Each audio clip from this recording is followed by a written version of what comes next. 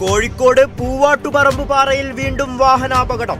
അപകടം നടന്നത് കഴിഞ്ഞാഴ്ച അപകടമുണ്ടായ പ്രദേശത്ത്. അപകടത്തിൽ കാറിടിച്ചു ബൈക്കുകൾക്ക് കേടുപാടുകൾ സംഭവിച്ചു.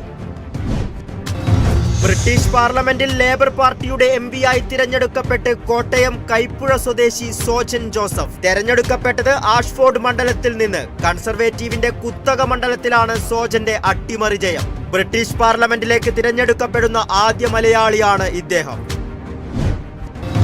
തിരുവനന്തപുരം കാട്ടാക്കടയിൽ ഓടിക്കൊണ്ടിരുന്ന KSRTC ബസിന്റെ ഡോർ തുറന്ന് നിലത്തു വീണ വിദ്യാർത്ഥിക്ക് ഗുരുതര പരിക്ക്. തിരുമല AMHSലെ +2 വിദ്യാർത്ഥി സന്ദീപിനാണ് പരിക്കേറ്റത്. സംഭവത്തിൽ മലയൻകീഴ് പോലീസ് നടപടി സ്വീകരിച്ചു. തെലങ്കാനയിൽ BRSന് കനത്ത തിരിച്ചടിയായി കൂറുമാറ്റം. 6 MLC-മാർ കോൺഗ്രസിൽ ചേർന്നു. BRS നേതാവും രാജ്യസഭാ MPയുമായ കേശവറാവു കോൺഗ്രസിൽ ചേർന്നതിനു പിന്നാലെയാണ് MLC-മാരുടെ കൂറുമാറ്റം.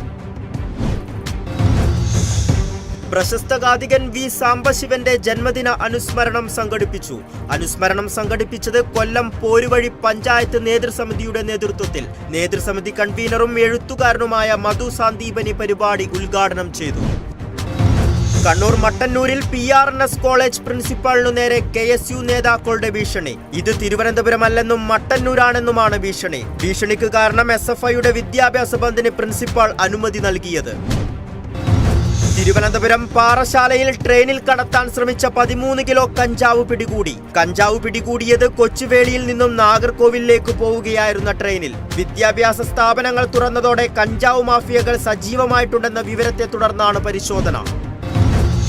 കോഴിക്കോട് മുക്കത്ത് KSRTC ബസിന്റെ ടയറിന് തീ പിടിച്ചു. പുക ഉയരുന്നത് കണ്ട് ബസ് നിർത്തിയതിനാൽ ഒഴിവായത് വൻ ദുരന്തം. ഫയർഫോഴ്സ് എത്തി തീ നിയന്ത്രണ വിധേയമാക്കി. ഇസ്രായേൽ ഹമാസ് യുദ്ധത്തിൽ തടവുകാരായവരെ മോചിപ്പിക്കുവാനുള്ള ചർച്ച പുനരാരംഭിക്കുന്നു. വെടിനിർത്തിയാൽ ഗാസയിലുള്ള 120 ബന്ദികളെയും മോചിപ്പിക്കുമെന്ന് ഹമാസ്.